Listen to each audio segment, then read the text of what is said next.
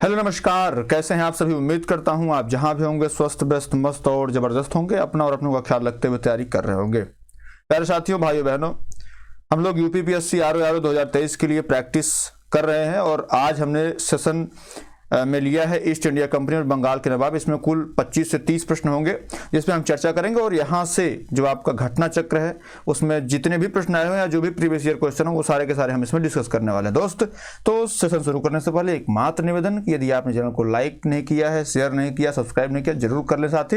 इससे हमारा मनोबल बढ़ता है और आपके लिए और अच्छा कार्य करने की प्रेरणा मिलती है। ठीक है दोस्त, तो सेशन शुरू कर रहे हैं और लेते हैं अपना पहला प्रश्न। क्या पहला प्रश्न है भैया? निम्नलिखित में से कौन एक मुगल सम्राट द्वारा नियुक्त बंगाल का अंतिम गवर्नर था? ऑप्शन ए है सरफराज खान, ऑप्शन बी है मुर्शिद कुली खान, ऑप्शन सी है अलीवर्दी खान, ऑप्शन डी है सुजाउद्दीन। तो इसमें से कौन सा ऑप्शन सही होगा आप इससे बताएं। देखिए, अगर हम बात करते हैं मुगल सम्राट द्वारा, तो मुगल सम्राट 1717 में जो है फर्रुखसियर था और इसने मुर्शिद कुली खान को, जो आपका ऑप्शन नंबर बी है, मुर्शिद कुली खान को इन्होंने बंगाल का गवर्नर सूबेदार नियुक्त किया था। मुर्शिद कुली खान की मृत्यु के पश्चात उसका दामाद सुजाउद्दीन बंगाल का सूबेदार बना, जिसे तत्कालीन मुगल सम्राट मोहम्मद शाह रंगीला ने नियुक्त किया था। किसने? मोहम्मद शाह रंगीला ने। मोहम्मद शाह रंगीला ने इसको नियुक्त किया था। ठीक है दोस्त, अतः मुगल सम्राट द्वारा नियुक्त अंतिम गवर्नर जो था वो मुर्शिद कुली खान ही था। ठीक है दोस्त, तो इसमें जो है आप ऑप्शन नंबर भी सही कर सकते हैं। ठीक तो इसमें ऑप्शन बी सही है। चलिए अगला प्रश्न लेते हैं दोस्त। अगला प्रश्न क्या है? मुगल बादशाह द्वारा नियुक्त बंगाल का अंतिम सूबेदार कौन था? वहां पे क्या था? गवर्नर। सूबेदार अलग हो जाता है, सूबेदार और गवर्नर अलग चीजें हैं। ठीक है, अब देखिए, अगर ये प्रश्न आपसे आता है कि भाई मुगल बादशाह द्वारा नियुक्त अंतिम सूबेदार कौन था, ठीक, अब देखिए, अंतिम सूबेदार गवर्नर कौन था? मुर्शिद कुली खान। सूबेदार कौन था? सूबेदार जो है मुगल सम्राट मोहम्मद शाह जो रंगीला था उसके द्वारा मुगल बंगाल का सूबेदार नियुक्त किया गया था। वो क्या करेगा? सुजाउद्दीन मोहम्मद खान को। ऑप्शन नंबर सी क्या है इसका राइट आंसर हो जाएगा। सुजाउद्दीन मोहम्मद खान के द्वारा इसको नियुक्त किया गया था। ठीक है दोस्त, तो इसमें राइट आंसर जो है वो ऑप्शन सी सही हो जाएगा। चलिए आगे बढ़ते हैं सर, तीसरा प्रश्न लेते हैं। क्या है? निम्नलिखित में से कौन सा युद्ध था जिसने भारत में ब्रिटिश प्रभुत्व को प्रारंभ किया? ऑप्शन ए बक्सर की लड़ाई, ऑप्शन बी प्लासी का युद्ध, ऑप्शन सी मैसूर की तीसरी लड़ाई, ऑप्शन डी 1857 का स्वतंत्रता संग्राम। देखिए, अगर ये प्रश्न लेते हैं तो इसमें सर भारत में जो ब्रिटिश प्रभुत्व के आरंभ की बात होती है वो होती है यहाँ पे 23 जून 1757 जो प्लासी का युद्ध हुआ था। ऑप्शन बी वैसे तो सही होगा। थोड़ा सा प्लासी के युद्ध के विषय में जान लेते हैं। तो प्लासी का जो युद्ध था वो 23 जून 1757 को ये शुरू हुआ था, जिसकी पटकथा ब्लैक होल ट्रेजेडी के नाम से जानी गई थी। वो पटकथा लिखी गई थी 20 जून 1756 को।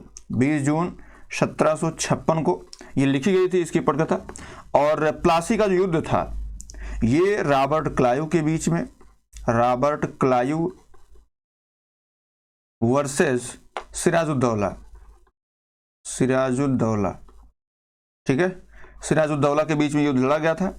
इसमें बहुत सारे लोग जो, जैसे कुछ लोगों ने सिराजुद्दौला के साथ जो इनका विरोध किया था, यह कहें कि जो राजद्रोही थे उनमें मेन था मीर जाफर था। ठीक है, उसके बाद आपका यार लतीफ पूछा जाता है, ये प्रश्न आ चुका है आरओ में। यार लतीफ राजद्रोही था और एक और शख्स उसका नाम था राय दुर्लभ। ये भी क्या था? ये भी राजद्रोही था। और सिराजुद्दौला के साथ जो लड़े थे ये तो राजद्रोही हो गए, ये क्या थे? राजद्रोही हैं। इनके साथ जो सबसे अच्छे से जो लड़े थे वो थे मीर मदान और मोहनलाल। मीर मदान व मोहनलाल, ये लोग क्या थे? लड़े थे क्लाइव से। ठीक है, तो बेसिकली इनसे अपना ये हुआ था। भारतवर्ष में ब्रिटिश साम्राज्य का संस्थापक जो है ये रॉबर्ट क्लाइव को ही माना जाता है। ये कह सकते हैं कि भारत में संस्थापक जो था ब्रिटिश साम्राज्य का वो यही था, रॉबर्ट क्लाइव। ठीक है मेरे दोस्त, तो ये कह सकते हैं कि भारत में ब्रिटिश साम्राज्य की नींव इससे पड़ी। भारत में प्रथम निर्णायक सैन्य सफलता भी ये थी, है ना। और ये प्लासी का युद्ध हुआ कहाँ था? तो मेरे दोस्त ये भी प्रश्न आता है, तो ये हुआ था आपके पश्चिम बंगाल में। कहाँ पे हुआ था? पश्चिम बंगाल में हुआ था। पश्चिम बंगाल में कहाँ हुआ था? तो पश्चिम बंगाल के नादिया जिले में हुआ था। कहाँ पे? नादिया जिले में ये युद्ध लड़ा गया था। नादिया जिला किस नदी के किनारे अवस्थित है? ये भी प्रश्न हो सकता है, पूछ ले आपसे। तो ये अवस्थित है भागीरथी नदी के किनारे। कहाँ पे? भागीरथी नदी के किनारे अवस्थित है। बात क्लियर है मेरे दोस्त? तो ये कहानी थी आपके प्लासी के युद्ध की। तो भारत में अगर आपसे कभी पूछे कि भारत में ब्रिटिश प्रभुत्व का प्रारंभ कब से हुआ, तो वो हुआ था आपके प्लासी के युद्ध से। 23 जून 1757 को जो संपन्न हुई थी, रॉबर्ट क्लाइव और सिराजुद्दौला के बीच में हुई थी। इसमें 3 राजद्रोही जो मीर जाफर, यार लतीफ, राजुल्लाह थे, और 3 जो राजा के लिए लड़े थे या देश के जो अपने राज्य के लड़े थे, वो लड़े थे मीर मदान और मोहन लाल। ठीक है। और ये कहा जाता है कि संस्थापक ब्रिटिश साम्राज्य का माना जाता है, रॉबर्ट क्लाइव को ही माना जाता है। ठीक है दोस्त। और विलियम पिट ने, यह भी प्रश्न आया है कि विलियम पिट ने रॉबर्ट क्लाइव को कहा था कि यह क्या है? यह जो है स्वर्ग से उत्पन्न सेनानायक, स्वर्ग से उत्पन्न सेनानायक, स्वर्ग से उत्पन्न सेना नायक की संज्ञा जो है यह रॉबर्ट क्लाइव को दे दी गई थी। किसने दिया था? विलियम पिट ने दिया था। ठीक है। बात के लिए मेरे दोस्त, ये इतनी कहानी थी। ऑप्शन बी इसका क्या है? राइट आंसर हो जाएगा। चलिए आगे बढ़ते हैं, चौथा प्रश्न लेते हैं। इंग्लैंड की ईस्ट इंडिया कंपनी की भारत में प्रथम निर्णायक सैन्य सफलता मानी जाती है। अभी हम डिस्कस कर चुके हैं दोस्त, बक्सर का युद्ध, प्लासी का युद्ध, पानीपत का युद्ध, हल्दी घाटी का युद्ध। बताइए सर इसका राइट आंसर क्या होगा? देखिए हम यहाँ पे बात करेंगे तो बक्सर का युद्ध प्लासी के बाद हुआ था। पानीपत के 3 युद्ध हुए थे। ठीक है। 1526 में, 1556 में, 1761 में, ये 3 युद्ध हुए थे। इसमें ऐसा कुछ था नहीं। ठीक है। और हल्दी घाटी का युद्ध महाराणा प्रताप के बीच में हुआ था और मुगल काल में उस टाइम हुआ था। तो इसमें अंग्रेजों का कोई प्रभुत्व की बात है नहीं।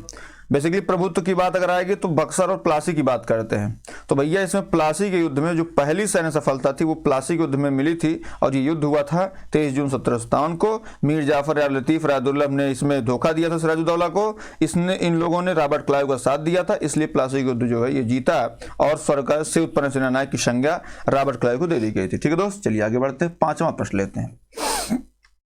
प्लासी का युद्ध लड़ा गया था। अब ये प्लासी के युद्ध से आपसे प्रश्न पूछ लेगा तो आप शायद ही गलत करेंगे मेरी क्लास देखने के बाद। बताओ भैया 1761 में, 1757 में, 1760 में या 1767 में? बताइए सर इसका राइट आंसर क्या होगा? देखिए अगर हम बात करते हैं तो पानीपत का तीसरा युद्ध लड़ा गया था। ठीक है। और अगर हम बात करते हैं 60 में तो यहाँ पे जैसे 1761 में ये तृतीय लड़ा गया था, पानीपत का तृतीय युद्ध। ठीक है। और अगर हम बात करें 1760 में तो ये लड़ा गया था आपका वांडीवास का युद्ध। वांडीवास का लड़ा गया था। ठीक है। 1760 में कोई युद्ध उस टाइप का लड़ा नहीं गया था, क्योंकि 1795 में आगे चल कर जो है खुर्जा का युद्ध लड़ा जाएगा। ठीक है। अब 1760 में तो ये लड़ा गया था। फिर आपसे कभी पूछता है कि भाई ये बताओ जो वेदरा का युद्ध कब लड़ा गया था? तो ये 1759 में लड़ा गया था। 1759 में वेदरा का युद्ध, साथ में वांडीवास। ठीक है दोस्त। अब यहाँ पे जो प्लासी को लड़ा गया था वो 1757 का 23 जून 1757 को। ठीक है दोस्त। ऑप्शन नंबर बी क्या आपका राइट आंसर हो जाएगा। चलिए आगे बढ़ते हैं। सिराजुद्दौला रॉबर्ट क्लाइव द्वारा परास्त हुआ था किसके युद्ध में? बराबर अलग अलग प्रश्न आ रहे हैं। देखिए प्रश्न आपके प्लासी के युद्ध से ही है, लेकिन कैसे कैसे आ रहा है ये भी आप देख लीजिए। और ये सब आए हुए प्रश्न आप देख रहे हैं, ये यूपी पीसीएस मेंस 2005 में आए हुए प्रश्न है। ठीक है। तो ऑप्शन ए आपका प्लासी का युद्ध, ऑप्शन बी है बक्सर का युद्ध, ऑप्शन सी है मुंगेर का युद्ध, ऑप्शन डी है वांडीवास का युद्ध। देखिए सर अगर हम बात करते हैं कि सर इसमें बक्सर का युद्ध जो हुआ था वो तो आपका 1764 में हुआ था। और जो बक्सर का युद्ध है मेरे दोस्त, वो बक्सर का युद्ध वो हेक्टर मुनरो और त्रिगुट के बीच हुआ था। हेक्टर मुनरो और त्रिगुट बोले तो मीर कासिम और उसके नवाब शुजाउद्दौला और आपके मुगल सम्राट शाह आलम द्वितीय, इनके बीच हुआ था। ठीक है। ये हुआ था बक्सर का युद्ध। हम वांडीवास की बात कर लेते हैं तो भैया इसमें जो वांडीवास में था वो आयरकूट था। कौन था? आयरकूट था। आयरकूट के नेतृत्व में, और जो फ्रांसीसी सेना था उसका नेतृत्व कौन कर रहा था? डिलाली कर रहा था। ये वांडीवास का हुआ था। अगर हम बात कर लें मुंगेर के युद्ध की तो भैया मुंगेर के युद्ध में भी जो है ऐसा कुछ इसमें था नहीं, है ना। प्लासी का युद्ध जो था इसमें सिराजुद्दौला को रॉबर्ट क्लाइव ने हराया था। और रॉबर्ट क्लाइव की तरफ से जो सिराजुद्दौला को जो धोखा दिया गया था वो दिया गया था मीर जाफर के द्वारा। ये भी आप याद रख लीजिए, मीर जाफर। उसके बाद आपका आया था यार लतीफ, मीर जाफर, यार लतीफ, और राय दुर्लभ इन लोगों ने धोखा दिया था। इसी वजह से सिराजुद्दौला जो है ये हारा था और रॉबर्ट क्लाइव जीत गया था। ठीक है, ऑप्शन ए इसका राइट आंसर हो जाएगा। चलिए आगे बढ़ते हैं। 7वां नंबर, भारतवर्ष में ब्रिटिश साम्राज्य के संस्थापक कौन था? हमने बता दिया अभी। Option A Warren Hastings, option B Lord Amherst, option C Robert Clive, option D William Bentinck. बताइए सर इसका राइट आंसर क्या होगा? इसका राइट आंसर क्या होगा? भारतवर्ष में ब्रिटिश साम्राज्य संस्थापक कौन था? देखिए, भारतवर्ष में ब्रिटिश साम्राज्य के संस्थापक है, हमने बताया भी ना कि साहब इसमें जो है रॉबर्ट क्लाइव जो था, जब इसने 23 जून 1757 में पहली दफा जो पहली सैन्य सफलता मिली इनको, इसमें जो है ये रॉबर्ट क्लाइव जो है सिराजुद्दौला को परास्त करता है और यही परास्त करने के साथ साथ ये ब्रिटिश साम्राज्य की नींव जो है रखता है। ठीक है, अभी मकान बनना बाकी, मकान आगे बनेगा और वो बक्सर युद्ध होगा। ठीक है दोस्त, तो इसमें ऑप्शन नंबर सी क्या है इसका राइट आंसर हो जाएगा। चलिए आगे बढ़ते हैं सर। 8वां नंबर, निम्नलिखित में से किसे स्वर्ग से उत्पन्न सेना नायक कहा गया? ऑप्शन ए अल्बुकर्क को, ऑप्शन बी रॉबर्ट क्लाइव को, ऑप्शन सी फ्रांसिस डुप्ले को, ऑप्शन डी लॉर्ड कॉर्नवालिस को। देखिए, अल्बुकर्क जो था ये पुर्तगाली था और ये पुर्तगाली सत्ता का संस्थापक माना जाता है अल्बुकर्क को, तो यहाँ पे स्वर्ग से उत्पन्न सेना नायक की कोई बात है नहीं। ठीक है, डुप्ले जो है इसने मतलब सबसे अच्छा सेनानायक इसको बोला जाता है। इसमें कॉर्नवालिस को जो है कई अन्य कामों के लिए याद किया था, लेकिन इसको जो है स्वर्ग से उत्पन्न सेनानायक नहीं कहा गया। जब पहली सैन्य सफलता जो है रॉबर्ट क्लाइव ने दिलाई, तो वहीं पर जो है विलियम पिट ने इसको स्वर्ग से उत्पन्न सेनानायक की संज्ञा दी थी। तो ऑप्शन बी इसका क्या है राइट आंसर हो जाएगा। चलिए आगे बढ़ते हैं। प्लासी का युद्ध मैदान कहाँ स्थित है? Option A Bihar, option B Andhra Pradesh, option C Orissa, option D Paschim Bengal. Uttarakhand PCS 2010 में आ चुका है, अभी हम डिस्कस कर चुके हैं पहले प्रश्न में। तो भैया इसमें राइट आंसर पश्चिम बंगाल हो। पश्चिम बंगाल में कहा तो पश्चिम बंगाल के नादिया जिले में। और अगर पूछे नादिया जिला किस नदी के किनारे अवस्थित है, तो ये अवस्थित है भागीरथी नदी के किनारे। किस नदी के किनारे? भागीरथी नदी के किनारे अवस्थित है। ठीक है दोस्त, तो ये आपका हो गया। चलिए आगे बढ़ते हैं। 10वां प्रश्न लेते हैं। निम्न में से किसने अपनी राजधानी मुर्शिदाबाद से मुंगेर स्थानांतरित की थी? Option A Alivardi Khan, option B Sirajuddaula, option C Mir Jafar, option D Mir Qasim. बताइए सर किसने जो है मुर्शिदाबाद से मुंगेर जो है अपनी राजधानी स्थानांतरित की थी? तो इसमें जैसे मीर कासिम, ऑप्शन आपका मीर कासिम जो ये राइट हो जाएगा। हुआ ये था कि जैसे मीर जाफर जो था वो तो प्लासी के युद्ध के बाद नवाब बन गया था यहाँ का, लेकिन ये इसको हटा करके मीर जाफर के हटा करके मीर कासिम को बनाया गया था। मीर कासिम जब नवाब बना तो ये चाहता था कि मतलब अंग्रेज बहुत ज़्यादा हस्तक्षेप ना करें, अंग्रेजों का हस्तक्षेप नहीं चाहता था। तो इस चक्कर में इसने क्या किया कि भाई जो षड्यंत्र टाइप का माहौल है, जो वातावरण है, उससे वो दूर अपने जो राज्य है उसकी राजधानी को ले जाए ताकि वो सुरक्षित महसूस कर सके। तो इसी क्रम में उसने जो है मुर्शिदाबाद से मुंगेर अपनी राजधानी स्थानांतरित की थी। तो ऑप्शन डी क्या है इसका राइट आंसर हो जाएगा। ठीक है दोस्त, चलिए आगे बढ़ते हैं। अगला प्रश्न लेते हैं 11 नंबर। क्या भैया सबसे अधिक निर्णायक युद्ध जिसने अंग्रेजों के भारत में प्रभुत्व को संस्थापित किया था? ऑप्शन ए बक्सर के युद्ध, ऑप्शन बी प्लासी के युद्ध, ऑप्शन सी वांडीवास के युद्ध, ऑप्शन डी पानीपत का तीसरा युद्ध। ठीक है, बताइए इसका राइट आंसर क्या होगा? देखिए प्रभुत्व को स्थापित करना, देखिए दो प्रश्न है सर। अगर जैसे अभी हम कुछ देर पहले पढ़े तो एक प्रश्न आया था जिसमें भारत ने ब्रिटिश प्रभुत्व का प्रारंभ किया। देखिए एक होता है प्रारंभ करना, ब्रिटिश प्रभुत्व प्रारंभ है, समझिएगा। अगर प्रारंभ का था तो हम प्लास ही मार देते, लेकिन यहाँ पे क्या है प्रभुत्व को संस्थापित करने की बात हो रही मेरे दोस्त। तो प्रभुत्व संस्थापित जो हुआ था वो किस में हुआ था? बक्सर के युद्ध में हुआ था, प्लासी के युद्ध में हुआ था, वांडीवास में हुआ था, या पानीपत का तृतीय युद्ध? देखिए अंग्रेजों से मतलब पानीपत के, जैसे प्लासी का युद्ध था तो यहाँ पे प्रारंभ की बात आई थी, तो ये ऐसे गलत हो गया। पानीपत का तृतीय युद्ध जो था वो बेसिकली मराठों और अहमद शाह अब्दाली के बीच लड़ा गया था, ये अंग्रेजों का कोई योगदान नहीं था, तो ये भी गलत हो गया। 1761 की बात है ये। ठीक है, अगर हम बात कर ले वांडीवास की तो भैया ये लड़ा गया था 1760 में, और 1760 में जो वांडीवास का युद्ध हुआ था, ये अंग्रेजी सेना और यहाँ पे फ्रांसीसी सेना के बीच हुआ था। अंग्रेजी सेना और फ्रांसीसी सेना के बीच हुआ था मेरे दोस्त। तो अंग्रेजी सेना का नेतृत्व कौन कर रहा था? आयरकूट कर रहा था। कौन? आयरकूट कर रहा था। और जो फ्रांसीसी सेना थी, इसका नेतृत्व कौन कर रहा था? डी लाली कर रहा था। तो भाई इसका जो है ये तो ठीक है, लेकिन इसमें तो भारत में स्थापित करने कोई बात है नहीं। इसमें जो है आयरकूट विजय हुआ था, डी लाली हार गया था, तो ये भी आपका गलत हो जाता है। लेकिन जब शुरू होती कहानी बक्सर की होती तो ऑप्शन नंबर ए आपका क्या है? सही हो जाएगा। अब यहाँ पे बक्सर की थोड़ी सी पटकथा जान लेते हैं। तो भैया बक्सर का युद्ध जो है ये हुआ था 22 अक्टूबर 1764 को हुआ था मेरे दोस्त। 22 अक्टूबर 1764 को ये हुआ था किसके किसके बीच? ये हुआ था आपके हेक्टर मुनरो वर्सेस त्रिगुट था। त्रिगुट में कौन कौन थे? एक तो मीर कासिम थे, अभी सब सारी चीजें आपके सामने आएंगी। मीर कासिम थे। दूसरा जो अवध के नवाब थे शुजाउद्दौला। कौन थे? अवध के नवाब शुजाउद्दौला थे। ठीक है, अवध के नवाब शुजाउद्दौला। और जो तीसरे व्यक्ति थे वो थे मुगल सम्राट शाह आलम द्वितीय। कौन थे? शाह आलम द्वितीय थे। इनसे हुआ था। ठीक है, उस वक्त जैसे जो जब युद्ध हुआ तो इसमें ये त्रिगुट जो है ये हारा था और हेक्टर मुनरो जो है ये विजय हुआ था। और इसी क्रम में जो है आगे चल के जो है यहाँ पर संधि होती है। रॉबर्ट क्लाइव आगे 1765 में संधि करेगा, उसके बाद चीजें और आगे बढ़ेंगी। ठीक है, तो इसमें जो प्रभुत्व को संस्थापित करने की बात आ रही है वो आ रही है आपके बक्सर के युद्ध से। ऑप्शन ए इसका क्या है? राइट आंसर है। चलिए आगे बढ़ते हैं। 12 नंबर,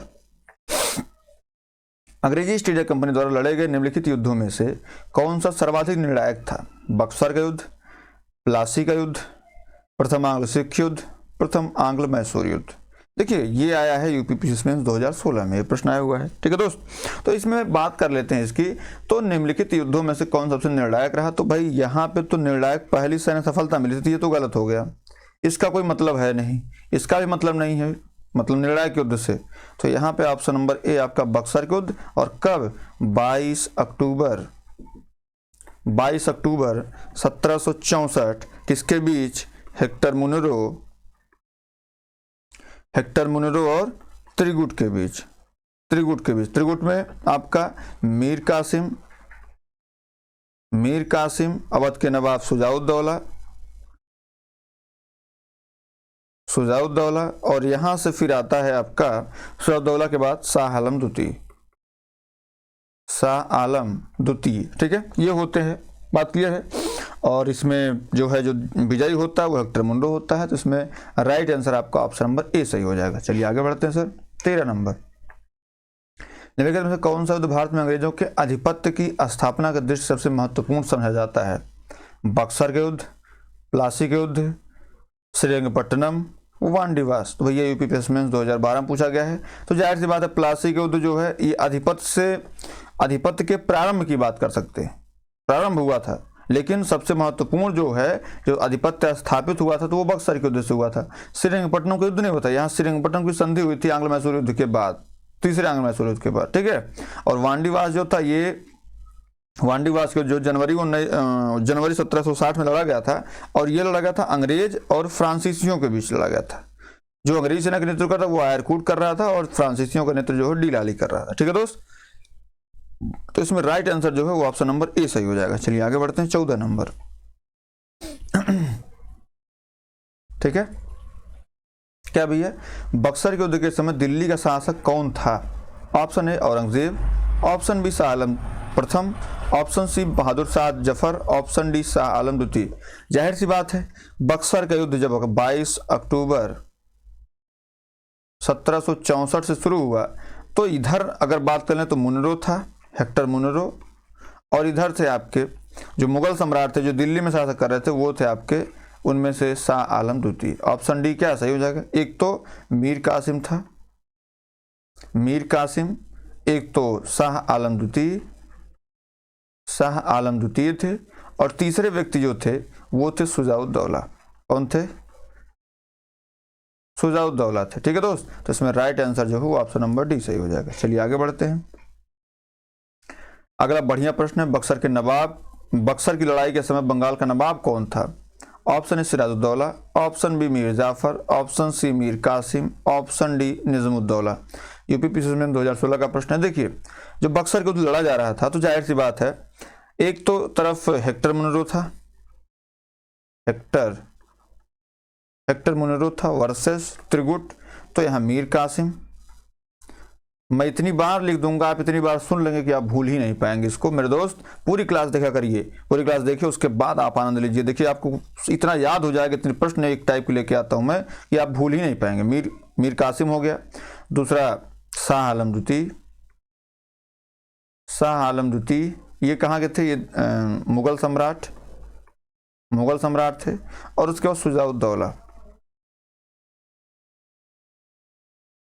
ये क्या थे? अवध के नवाब थे। ठीक है दोस्त, तो ये सारी चीजें थी, ये 3 थे।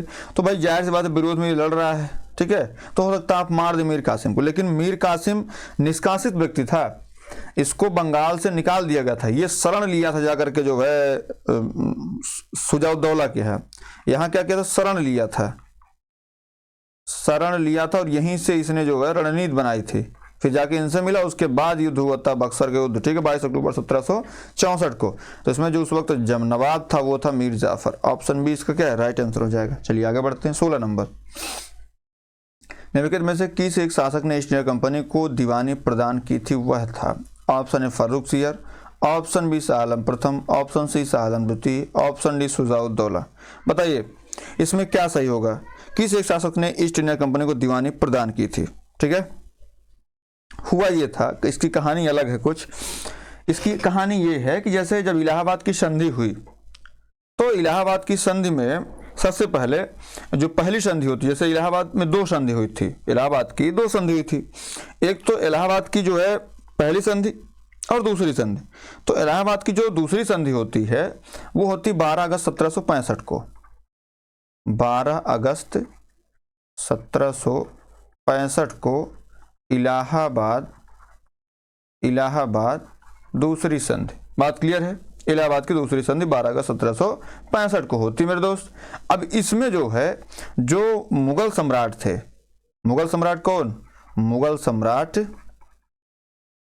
मुगल सम्राट शाह आलम द्वितीय, मुगल सम्राट शाह आलम द्वितीय थे, ठीक है। और इन्होंने कहाँ की? बंगाल की, बिहार की और उड़ीसा की, बंगाल की, बिहार की और उड़ीसा की जो दीवानी है उसको अस्थायी रूप से अंग्रेजों को दे दिया था। तो इसमें पूछा क्या कि किसने ईस्ट इंडिया कंपनी को दीवानी प्रदान की थी? तो भाई मेरे दोस्त इसने जो है सबसे पहले शाह आलम द्वितीय ने। ऑप्शन नंबर सी क्या है? इसका राइट आंसर हो जाएगा। इसने सबसे पहले क्या? बंगाल, बिहार और उड़ीसा इसकी दीवानी जो है प्रदान करती। दरअसल ये हुई संधि किसके बीच में थी? ये हुई थी रॉबर्ट क्लाइव और शाह आलम द्वितीय के बीच। कब हुई थी? 12 अगस्त 1765 को। इलाहाबाद संधि के नाम से इसको जाना जाता है। बंगाल, बिहार, उड़ीसा की जो दीवानी थी ये इन्होंने इसको दे दी थी। बात क्लियर है? तो इसमें राइट आंसर आपका ऑप्शन नंबर सी सही हो जाएगा। चलिए आगे बढ़ते हैं। 17 नंबर, 1765 में ईस्ट इंडिया कंपनी को बंगाल की दीवानी किसने प्रदान की थी? ऑप्शन ए बंगाल के नवाब ने, ऑप्शन बी मुगल सम्राट ने, ऑप्शन सी इंग्लैंड के शासक ने, ऑप्शन डी अफगान के राजा ने। अब कितना महत्वपूर्ण प्रश्न है, कितना बढ़िया प्रश्न है, ठीक है। अब जाहिर सी बात अभी हमने बताया ना कि भाई जो 12 अगस्त 1765 को जो इलाहाबाद की द्वितीय संधि होती है, दूसरी संधि हो रही है, इसमें जो है मुगल सम्राट शाह आलम द्वितीय जो है ये अंग्रेजों को सौंपते हैं। कहाँ की? बंगाल, बिहार और उड़ीसा, ये 3 जगह की जो जमींदारी थी जिसको वो दीवाने बोलते हैं, इन्होंने जो है ये सौंप दी थी। तो किसने सौंपा था?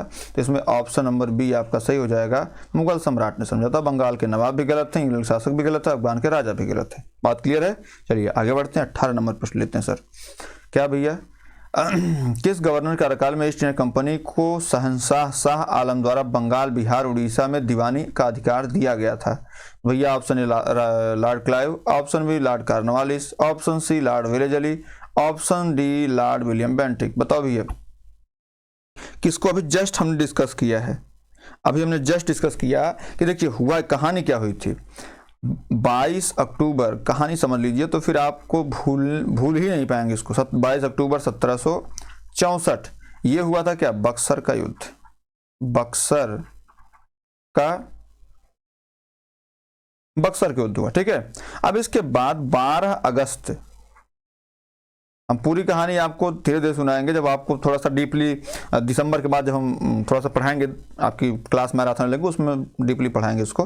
तो 12 अगस्त 1765 को जो इलाहाबाद की संधि होती है, इलाहाबाद की संधि मतलब इलाहाबाद चूंकि है क्या सत्ता का संस्थापक माना जाता था यहाँ पे, ये जो है रॉबर्ट क्लाइव, तो इलाहाबाद संधि होती है और इलाहाबाद जो संधि होती है वो रॉबर्ट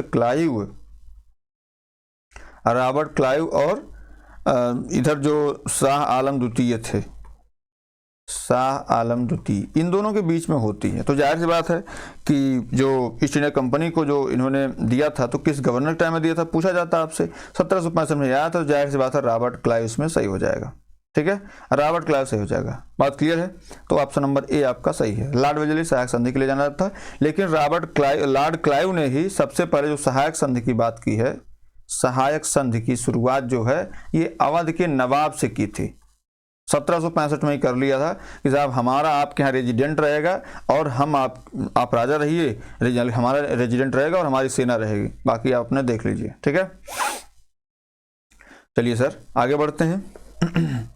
19 नंबर, शाह आलम द्वितीय ने ईस्ट इंडिया कंपनी को बंगाल, बिहार तथा उड़ीसा की दीवानी कब प्रदान की थी? भैया ऑप्शन है 12 अगस्त 1765, ऑप्शन बी 18 अगस्त 1765, ऑप्शन सी 29 अगस्त 1765, ऑप्शन डी 21 अगस्त 1765। बीपीएससी प्री 2008 में आया हुआ प्रश्न है। बताइए सर इसका राइट आंसर क्या होगा? अभी हम जस्ट बताए हैं, तो इसमें राइट आंसर जो हो जाएगा वो जाएगा 12 अगस्त 1765 को। इसमें बंगाल, बिहार, उड़ीसा की दीवानी प्रदान की थी शाह आलम द्वितीय ने। किसको दिया था? रॉबर्ट क्लाइव को दिया था। किसको? रॉबर्ट क्लाइव को इन्होंने दिया था। उस वक्त गवर्नर ये हुआ करता था, ठीक है दोस्त। चलिए आगे बढ़ते हैं, ऑप्शन ए इसका सही है। 20 नंबर, इलाहाबाद की संधि के बाद रॉबर्ट क्लाइव ने मुर्शिदाबाद का उप दीवान किसे बनाया था? मोस्ट इंपॉर्टेंट, इस संधि के बाद जो है जो बिहार, मुर्शिदाबाद और अन्य जगहों की जो बात होती है, तो इसमें देखिए इस संधि के बाद रॉबर्ट क्लाइव ने मुर्शिदाबाद का जो दीवान है, मुर्शिदाबाद का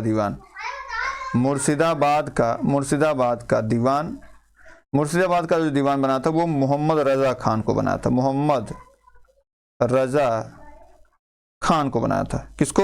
मोहम्मद रजा खान को इन्होंने बनाया था, ठीक है, इलाहाबाद की दूसरी संधि के बाद।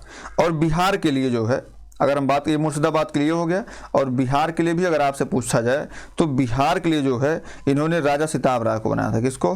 राजा सिताब राय को इन्होंने ये बनाया था, ठीक है, राजा सिताब राय को इन्होंने बनाया था बिहार के लिए। और बंगाल के लिए कह सकते हैं कि जो है इनके लिए बनाया था, ठीक है। तो इसमें आपसे पूछा क्या है कि मुर्शिदाबाद का उपदीवान, तो मोहम्मद रजा खान आपका ऑप्शन नंबर ए क्या है? बिल्कुल राइट हो जाएगा, ऑप्शन ए मोहम्मद रजा खान को इन्होंने बनाया था, ठीक है दोस्त। तो आपका जो है ये राइट आंसर हो जाएगा, ठीक है मेरे भाई। आगे प्रश्न लेते हैं 21 नंबर। क्या भैया 21 नंबर, 1765 में दीवानी प्रदान करने के लिए किए जाने के बाद, दीवानी प्रदान किए जाने के बाद ब्रिटिश सबसे पहले निम्नलिखित में से किस पर्वतीय जनजाति के संपर्क में आए थे? ऑप्शन ए आपका है Garo, option B Khasi, option C Kuki, option D आपका है टिप्पारा। बताइए इसका राइट आंसर क्या होगा सर? देखिए सबसे पहले ये पूछा गया कि किस जनजाति के संपर्क में आए थे, तो बंगाल की दीवानी प्राप्त करने के बाद जो है 1765 में ये आए थे सिलहट के पास। कहाँ पे? सिलहट के पास ये आए थे और इन्होंने यहाँ पर खासी जनजाति, किसको? जो खासी जनजाति, ऑप्शन बी इसका, खासी जनजाति के लोग चावल, नमक और सूखी मछलियों के बदले रेशम, सूती सामान, लोहा, मोम, मधु, सिंह का व्यापार करने सिलवट की सीमा पर पंडुआ में आते थे। खासी पर्वतों में पाए जाने वाले जो है चूना पत्थर का उपयोग बंगाल में चूना पत्थर की मांग की पूर्ति हेतु किया जाता था। कुछ समय तक ईस्ट इंडिया कंपनी के ब्रिटिश अधिकारी चूना पत्थर का व्यापार करने लगे, जिससे वे किसके संपर्क में आए? खासी जनजाति के संपर्क में आए थे। तो भैया जो बंगाल की दीवानी मिली, तो बंगाल की दीवानी मिली, तो बंगाल की दीवानी के बाद सबसे पहले खासी जनजाति को इन्होंने क्या किया? जोड़ने का प्रयास किया दोस्त। तो इसमें ऑप्शन नंबर जो बी है बिल्कुल राइट आंसर है। चलिए आगे बढ़ते हैं। 22 नंबर, अवध सल्तनत के हिंदू नायब वजीर के संदर्भ में निम्नलिखित कथनों पर कौन सा कथन जो है सही है?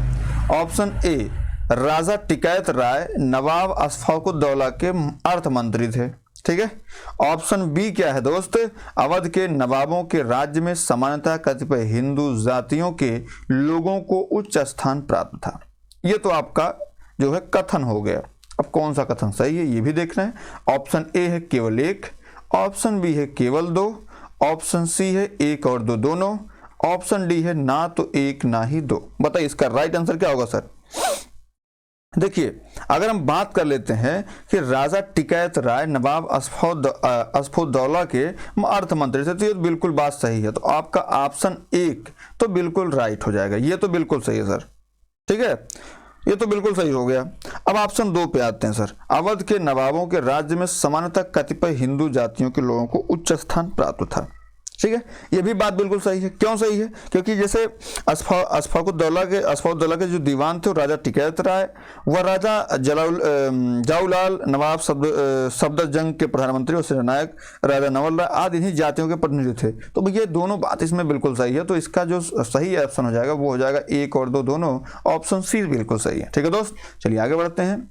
23 नंबर, 18वें शतक में भारत में लड़े गए युद्धों का निम्नलिखित में से सही कालानुक्रम कौन सा है? तो भैया ऑप्शन ए वांडीवास, बक्सर के युद्ध, अंबर के युद्ध, प्लासी के युद्ध। ठीक है, ऑप्शन बी है अंबर के युद्ध, प्लासी के युद्ध, वांडीवास के युद्ध, बक्सर के युद्ध। उसके बाद जो है आपका ऑप्शन नंबर सी वांडीवास के युद्ध है, प्लासी के युद्ध है, अंबर के युद्ध है, बक्सर के युद्ध है। ऑप्शन डी है आपका अंबर के युद्ध, बक्सर के युद्ध, वांडीवास के युद्ध और प्लासी के युद्ध। देखिए सर, अगर इसकी हम चर्चा करें तो कौन सबसे पहले हुआ था? देखिए हम एक करके चर्चा कर लेते हैं। अगर हम बात करते हैं अंबर के युद्ध की, किसकी? अंबर का युद्ध। अंबर के युद्ध की बात करें तो अगस्त 1749 में। कब? अगस्त 1749 में जो है ये अंबर का युद्ध हुआ था। किसके बीच हुआ था? तो भैया ये हुआ था आपका जो कह सकते हैं कि कर्नाटक के नवाब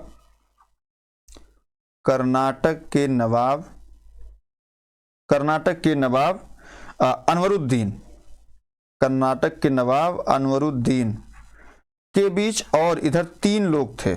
कौन कौन से? एक तो जो सफदरजंग उनके पिताजी मुजफ्फर जंग थे, IS प्री में आया हुआ है। उसके बाद आपका चंदा साहब थे। और इधर थी फ्रांसीसियों की संयुक्त सेना थी। ठीक है, जब युद्ध हुआ तो इसमें भाई ये जो है ये पराजित हुए और ये तीनों लोग मिलकर जीत गए।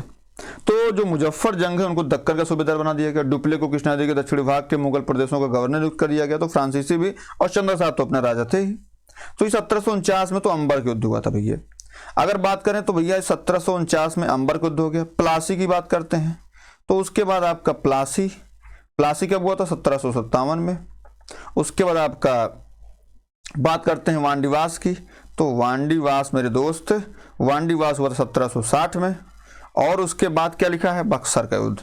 तो बक्सर का युद्ध 1764 में। अब देखिए पहले अंबर का युद्ध किस ऑप्शन में है? तो जैसे आप इसमें है तो ये तो पहले आप गलत काट दीजिए, वांडीवास और ये दोनों गलत काट दीजिए। अंबर का युद्ध हो गया। उसके बाद दूसरे नंबर होता प्लासी का युद्ध, अंबर का युद्ध। उसके बाद प्लासी का युद्ध आता भैया।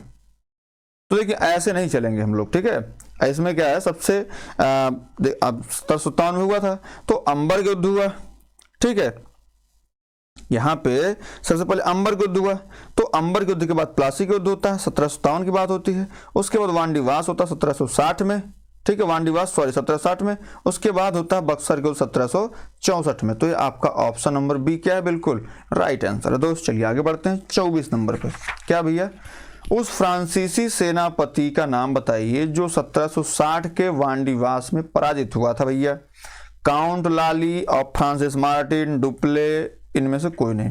भैया 1760 में जो है वांडीवास की लड़ाई में अगर पराजित हुआ था कोई तो वो काउंट लाली था।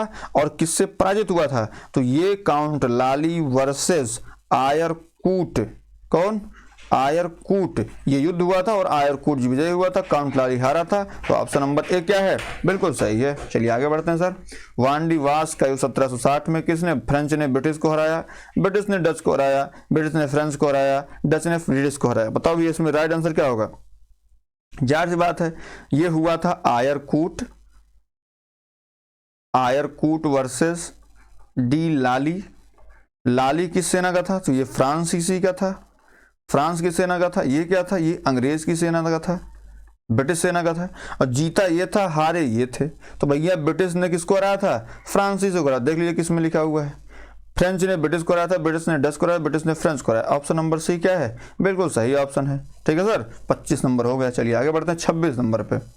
1760 का प्रसिद्ध वांडीवास के युद्ध अंग्रेजों द्वारा किसके खिलाफ लड़ा गया था, फ्रांसीसी, Spanish, Mysore, option D Karnataka, option E उपयुक्त में से कोई नहीं। बताओ सर इसका राइट आंसर क्या होगा। अभी हमने जस्ट बताया है कि जो वांडीवास का युद्ध था वो आयरकूट और डी लाली के बीच लड़ा गया था। और ये डी लाली कहाँ का था, फ्रांसीसियों का था, काउंट डी लाली। ठीक है, ऑप्शन ए सही है। चलिए आगे बढ़ते हैं सर। निम्नलिखित में से कौन सा युग्म सही सुमेलित है, पूछा है। बक्सर का युद्ध, मीर जाफर के विरुद्ध क्लाइव, वांडीवास का युद्ध फ्रांसीसियों के विरुद्ध ईस्ट इंडिया कंपनी, चिलियावाला के युद्ध डलहौजी के विरुद्ध मराठे, खुर्दा का युद्ध निजाम के विरुद्ध ईस्ट इंडिया कंपनी। देखो भैया एक एक करके चर्चा कर लेते हैं। तो खुर्दा का युद्ध जो हुआ था वो हुआ था आपका 1795 में। कब हुआ था भैया, ये हुआ था 1795 में। बात क्लियर है। तो ये युद्ध 1795 में हुआ था, खुर्दा का युद्ध। और ये किसके बीच हुआ था, ये हुआ था निजाम वर्सेस मराठा, निजाम वर्सेस मराठा हुआ था। ठीक है, और इसमें निजाम जो थे वो हारे थे और मराठा क्या जीते थे। तो निजाम को ईस्ट इंडिया कंपनी, ये तो जो है बिल्कुल गलत बात हो जाएगी सर। बात करें चिलिया वाला युद्ध, तो ये हुआ था जो है 13 जनवरी, चिलिया वाला 13 जनवरी 1849 में। कब हुआ था, 1849 में हुआ था दोस्त। ठीक है, 13 जनवरी 1849 में हुआ था। डलहौजी गवर्नर था। ठीक है, जो अंग्रेजी सेना थी वो सिख सेना के बीच हुआ था, अंग्रेजी सेना और सिख सेना के बीच में हुआ था, ये भी बात क्लियर है। और इसमें ये अनिर्णित रहा है।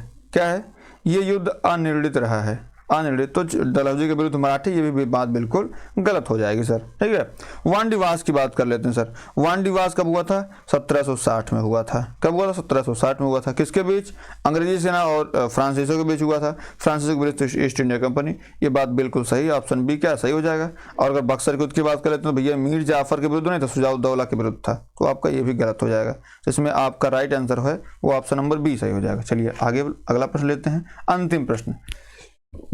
निम्न में से किसने भारत में अंग्रेजों का सर्वाधिक विरोध किया। Option A Maratha, option B Mughal, option C Rajput, option D Sikh. बताइए इसका राइट आंसर क्या होगा। यूपीएससी स्पिरिट 1993 में जो सबसे ज्यादा विरोध था भारत में अंग्रेजों का, सबसे ज्यादा विरोध जो किए थे वो किए थे मराठा। कौन किए थे, मराठा। 3 आंग्ल मराठा युद्धों के बाद ही मराठा शक्तियों को दबाया जा सका। और मराठा साम्राज्य के खंडहरों पर, जो मुगल साम्राज्य खंडहरों पर मराठों ने अपने साम्राज्य की आधारशिला रखी थी, उन्हीं परिस्थितियों में अंग्रेजों ने भी लाभ उठाया और प्रथम आंग्ल मराठा युद्ध में अंग्रेजों को मुंह की खानी पड़ी थी। जो पहला आंग्ल मराठा युद्ध हुआ था, आंग्ल मराठा युद्ध, इसमें अंग्रेज जो थे, अंग्रेज ये हारे थे, अंग्रेज हार गए थे और इसमें मराठा जीते थे। जिसके बाद से सालाबाई की संधि हुई थी। कौन सी, सालाबाई की संधि हुई थी मेरे दोस्त। ठीक है, सालाबाई की संधि, प्रथम युद्ध बंद हुआ था। विलेजनी ने 1802 में अपने सहायक संधि के जाल में पेशवा को बांध लिया और 1818 में जो है लॉर्ड हेस्टिंग्स ने मराठों की रही सही शक्ति जो है वो भी समाप्त कर दी और ये खत्म हो गए।